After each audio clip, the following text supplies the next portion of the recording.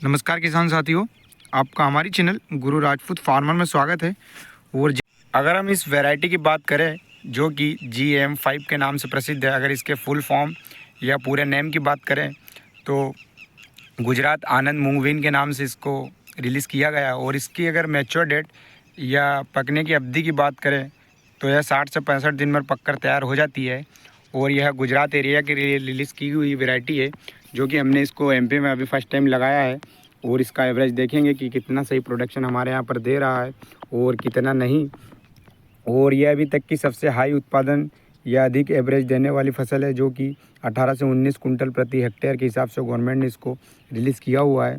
तो इस वैरायटी की बात हो गई है अभी। तो आज इस मूंग की हम बात करेंगे जिसमें हमने की जो हर्बिसाइड या खरपतवार नाशक डाली थी जो कि 27 मार्च को डाली थी और 8 से 10 दिन हो चुके हैं। मैंने जैसे आपको बताया था कि जो हम इसमें खरपतवार नाशक डाल रहे हैं, जैसे परसूट वाला फार्मूला होता है जो इमाजी थापर 10% वाला, उसका 200 ml प्रति एकड़ के हिसाब से हमने इस प्लॉट में डाला था। और साथ में ही एक और हर्बिसाइड या खरपतवार नाशक डाली थी अगर फोनेसाफेन के नाम से आता है जो कि 11.1% और फ्लू जीफाप जो पी ब्यूटाइल के नाम से आता है जो कि 11.1% में होता है, जो कि आपको फ्यूजीफ्लेक्स का जो सिजेंटा का फ्यूजीफ्लेक्स होता है उस प्रोडक्ट में आपको मिलेगा। तो इस प्रकार से हमने 2 प्रोडक्ट डाले थे और दोनों का कॉम्बिनेशन करके डाला था जो कि 200 ml प्रति एकड़ के हिसाब से डाला था मैंने आपको, जैसे पहले भी वीडियो में बताया था। और अभी यह है 8 से 10 दिन होने के बाद रिज़ल्ट की अगर हम बात करें तो इस प्रकार से आपको जो चने दिख रहे होंगे किस प्रकार से चने को ऊपर से सूखा दिया है। जैसे कि आपको मैं पास से वीडियो बना के दिखा देता हूँ कि इस प्रकार से ऊपर से चने सूख चुके हैं। और यह है मतलब जो चने हैं वह रूख भी गए हैं। रूखे इसलिए जो कि हमने इमाजी थापर परसूट जो डाला था उससे रूख चुके हैं, मतलब ज़्यादा हाइट नहीं लेंगे। लेकिन अगर हम इसमें फ्यूजीफ्लेक्स जो जैसे मैंने आपको एक अदर प्लॉट में बताया था उसमें जो एक सिंगल ही फ्यूजीफ्लेक्स वाला जो फार्मूला डाला था तो उसमें यह कोपल सूखने के बाद से यहीं से ब्रांचिंग हो गई थी। लेकिन इस पौधे में नीचे से ब्रांचिंग हो रही है। यह लेट होगा जब तक कि हमारे मूंग कवर हो जाएंगे। और मूंग जब जो हाइट ज़्यादा ले लेंगे तो चने वैसे भी ऊपर नहीं आएंगे। लेकिन गर्मी के दिनों में यह खरपतवार का रिज़ल्ट थोड़ा सा कम ही मिलता है। तो इस प्रकार से रिज़ल्ट मिला है जो कि ऊपर से आपको दिख रहा होगा प्लॉट में। और अगर हम मूंग की फसल की बात करें तो मूंग की फसल को भी इस खरपतवार नाशक या हर्बिसाइड ने थोड़ा सा मतलब दबाया है या रोक के रखा था, जो कि मूंग की अब ग्रोथ की बात करते हैं हम तो मूंग की ग्रोथ भी रुकी थी। लेकिन अभी आप देख सकते हो कि नई कोपल खुलने लगी है, क्योंकि जो खरपतवार नाशक जो इमाजी थापर होता है वह चौड़ी पत्ते के खरपतवार पर ज़्यादा असर करता है और सिस्टमेटिक रहता है। तो मूंग की जो चौड़ी पत्ती होती है तो उसको भी वह रोक के रख लेता है, मतलब 8 से 10 दिन के लिए फसल को रोकेगा। लेकिन और अगर हम इस मूंग की फसल में बात करें खरपतवार की तो खरपतवार तो हमारे खेत में या हमारे प्लॉट में नहीं था, क्योंकि हमने इसमें जो पेंडामेथिलिन जो बेलर 32 होता है BSF का उस वाला टेक्निकल या उसी को डाला है। तो उसके चलते हमारे खेत में जो सकरी पत्ती और चौड़ी पत्ते के खरपतवार कम ही थे।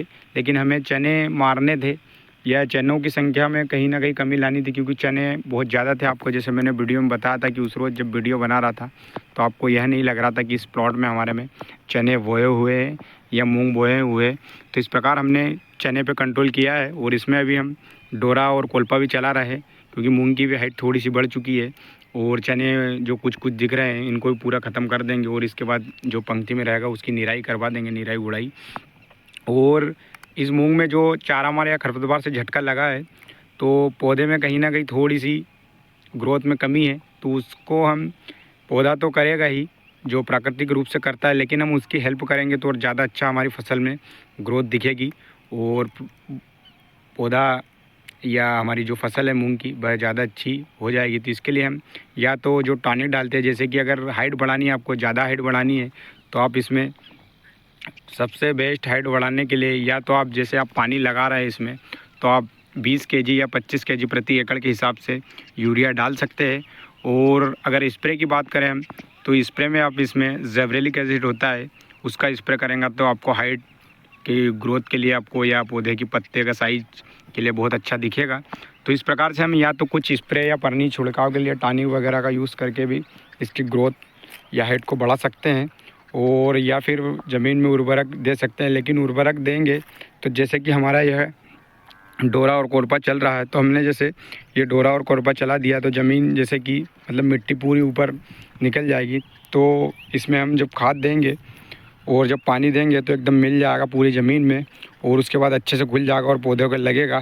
तो फसल में मतलब इस प्लॉट में जैसे हमने इसमें अभी डोरा या कोलपा नहीं चला और इसमें अगर खाद फेंकेंगे, जैसे कि उर्वरक की बात करूं मैं, तो अगर इसमें हम जैसे महावीरा का ज़ीरोन डाल रहे हैं हमारे अदर प्लॉट में, और इसमें भी डालेंगे और साथ में सल्फ़र डालेंगे जो कि WDG फॉर्म वाला होता है। जैसे कि मैंने आपको पहले बताया था कि हमने जो बेंटोनाइट सल्फ़र नहीं डाला क्योंकि हमें इस WDG का रिज़ल्ट अच्छा लग रहा था, या हमारी फसल में इसका रिज़ल्ट देखने को अच्छा मिला था अदर फसलों में। तो इसके लिए हम इसमें जो महावीरा का ज़ीरोन है उसका 1 बैग ले रहे हैं, और यूरिया है जो 20 kg प्रति एकड़ के हिसाब से, और उसमें 3 kg प्रति एकड़ के हिसाब से जो सल्फ़र WDG वाला जो 80% वाला उसको डाल रहे हैं।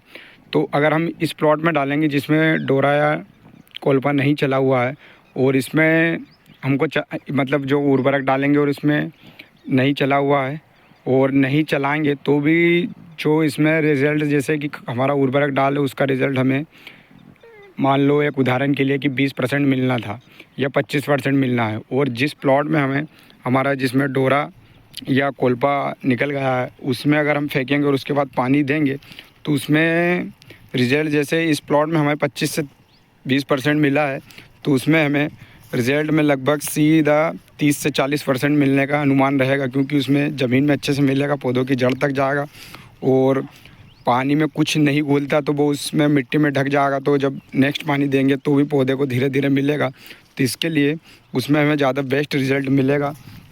तो इस प्रकार से भी हम डाल सकते हैं, ज़रूरी नहीं है कि आप डोरा कोलपा चलाए तो ही देना है खाद। आपकी फसल में अगर कमी लग रही हो तो आप डाल सकते हो, और थोड़ी सी ये रहेगी खाद का हमें थोड़ा सा रिज़ल्ट कम मिलेगा और इसमें ज़्यादा मिलेगा, मतलब थोड़े से कम खाद में भी हमें अच्छा रिज़ल्ट मिल जाएगा। तो आप देख सकते हो कि इस प्रकार से डोरा कोलपा चल रहा है, और कहीं कहीं पे थोड़ी सी मिट्टी भी आ रही है। तो इस प्रकार से आप देख सकते हो ये पूरी इस साइड चला हुआ है, जो कि एक पंक्ति या रो दिख रही है, और इस साइड चला हुआ, इधर कितना प्यारा प्लॉट लग रहा है। तो यह कंडीशन है जो कि मूंग की है, जो कि हमें खरपतवार फ्री प्लॉट बनाना है। इसके बाद हम जो भी पंक्ति में रहेगा उसको निराई कर देंगे, और इस प्रकार से कहीं कहीं पे छूट रही है, जैसे कि हम सीडिंग चलाते हैं तो जो पंक्ति से टच हो जाता है या थोड़ा दूर चल जाता है उसमें नहीं चलेगा, क्योंकि जो फिक्स साइज का रहेगा उसी में चलेगा। तो इस प्रकार से कहीं कहीं पे रह जाता है। तो यह हमारा जो डोरा चल रहा है आप सभी को पसंद आया, और इस प्रकार से डोरा जो कि ट्रेडिशनल या परंपरागत खेती के रूप में पहले भी करते थे और आज भी हम कर रहे हैं इसको। तो यह मूंग की फसल जैसे मैंने आपको बता दी GM5 लगाई हुई है हमारी। और आप सभी किसान भाइयों को वीडियो पसंद आई हो तो वीडियो को लाइक करें, चैनल को सब्सक्राइब करें। जय जवान जय किसान। वीडियो देखने के लिए धन्यवाद।